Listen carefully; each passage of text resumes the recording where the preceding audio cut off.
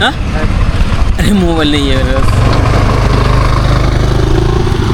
मोबाईलच घरी विसरून आला. डायरेक्ट कॅमेरा घेऊन आला की मोबाईल ठेवला नाही. तर hi guys, good morning, welcome back to the channel. गेले 2 दिवसांना लो फील करतो आहे, थोडी तब्येत पण व्यवस्थित नाही आहे आणि काही न करण्याचं मन आहे, काहीच करू वाटत नाही असं झालेलं आहे. ठीक आहे, काल रविवार आहे ना, पूर्ण दिवसभर झोपून होतो, कुठंसुद्धा गेलो नाही फिरायला वगैरे. आणि रात्री फक्त बाजार केला आहे आणि बाजारात पण चालताना मला घाम यायला लागला आहे. म्हणजे पूर्ण तब्येतीकडे दुर्लक्ष आहे माझं. थोडंसं एक्सरसाइज नाही, काहीच नाही. फक्त मी जे 8 तास काम करतो ना तेवढंच काम करतो, बाकी ना मी नुसता झोपून असतो रूमवर. ठीक आहे, तर आज सकाळी चालायला आलो आहे. हे आमचं कंपनी साईडला कंपनीच आहे आमची, हे मल्हापूरचा फ्लॅट आहे. तर मला थोडंसं चालून यावं.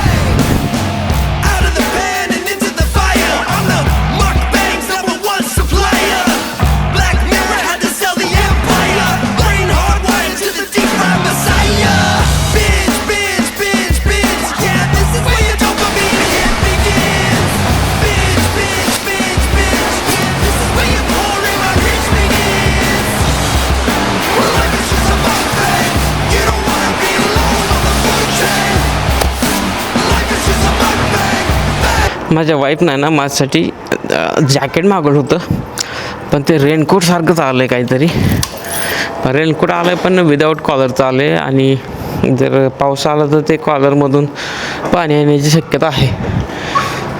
तर सकाळी व्यायामवरून आलो आणि ब्रेकफास्ट कसं केलं माहिती का, काकडी, गाजर, टमॅटो वगैरे, कोबी वगैरे टाकला, मस्त दही आणि थोडासा मसाला टाकला त्यात, विदाऊट त्याला शिजवलं नाही, काय नाही. आणि तसाच नाश्ता केला आणि नाश्ता केल्यानंतर श्रीजासोबत टाईमपास करत बसलो होतो. ठीक आहे, श्रीजा आता लई हाताने खायला लागले स्वतः. नंतर मी खायला बसलो की माझ्या ताटलीला हात घालून खाते. तिला काजून जमत नाही पण हात घालते असा आणि ती बोटं चाटते वगैरे. काय झालं गाडीचं, बोट वगैरे चाटते ती. नंतर तिला तसलं ते रिलॅक्स करून आणते, रिलॅक्स असतं ना, ती पावडर करून आणली ना गरम करून, तर ती स्वतः चमचा घेऊन खायला बसली. सगळा राडा करून टाकला त्या रूममध्ये. तिला अजून चमचा नीट गाज घ्यायला येत नाही, पण ट्राय करते नाही का. म्हणजे ठीक आहे, चांगली गोष्ट आहे, हाताने खायला चालू केलं त्यांनी. पण सगळीकडे जेव्हा तिने खायला चालू केलं तेव्हा सगळा राडा करून टाकला. ते ताटात सगळं भरवलं, कपडे भरवलं. आणि काल माझा एक मित्र आलता भेटायला, त्याने चॉकलेट दिलं, कॅडबरी दिली. तर ते कॅडबरी सगळे ड्रेस जस्ट आम्ही इव्हनिंगचा टाईम होता, काल संध्याकाळी 5 वाजता इव्हनिंगचा टाईम होता आणि त्यांनी चॉकलेट दिलं खायला, कॅडबरी दिली, डेअरी मिल्क दिली आणि ती वितळायला लागली. आणि त्याच्या हातातनं सगळं हात भरवला, तोंड भरवलं, ड्रेस भरवला, हात पुसला ड्रेसला वगैरे सगळा राडा करून ठेवला.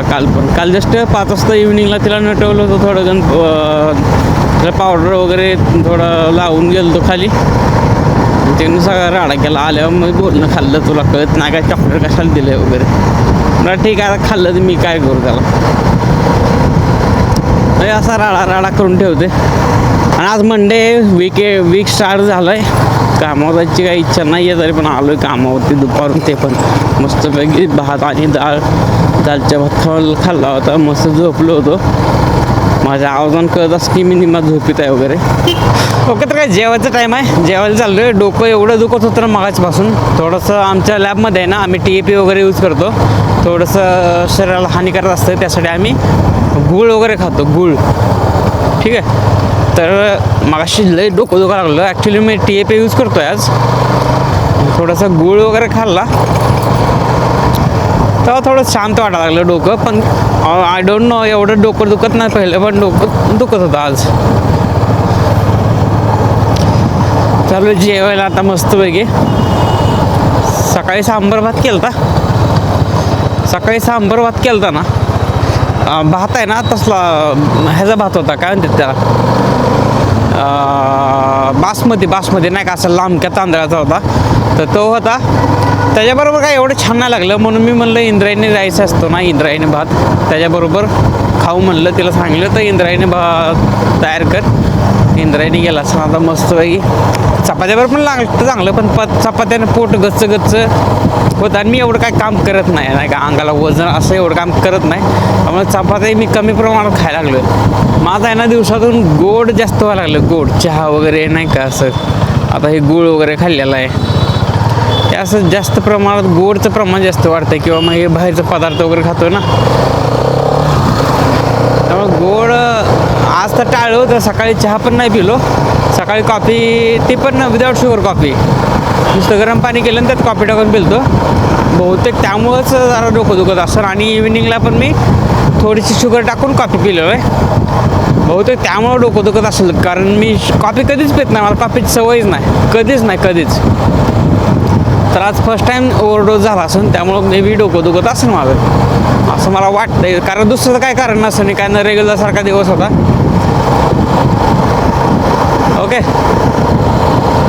माझ्या गाडीची जे येल्लो लाईट आले पेट्रोलची, पेट्रोल भरा म्हणून सांगते माझी गाडी. ठीक आहे, काय विषय ना, आपण संध्याकाळी भरू पेट्रोल, नाही तर उद्या सकाळी भरू, काय विषय ना. आपलं कंपनी की जवळच आहे, कंपनीपाशी पेट्रोल पंप नाहीत.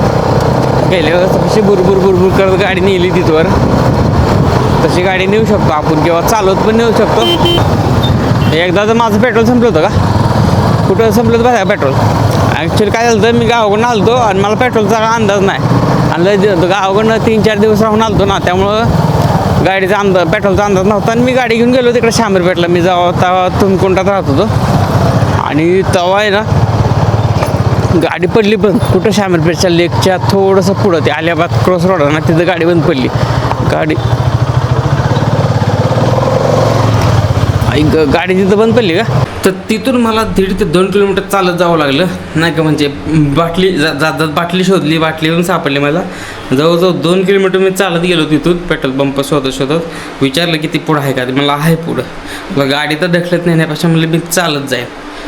तर मी चालत जाऊन पेट्रोल आणलं, माघारी 2 किलोमीटर गेलो, 2 किलोमीटर माघारी आलो, 4 किलोमीटर झालं. तर अशा वेळेस माझी अपघात झाली ती गेल्या वेळेस.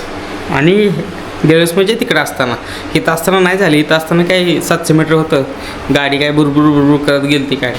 ओके, काय विषय नाही. ब्लॉग इथे संपवतो. ब्लॉग आवडला असेल तर लाईक करा, शेअर करा आणि सबस्क्राईब करा. भेटूया उद्याच्या ब्लॉगमध्ये. ठीक आहे, बाय.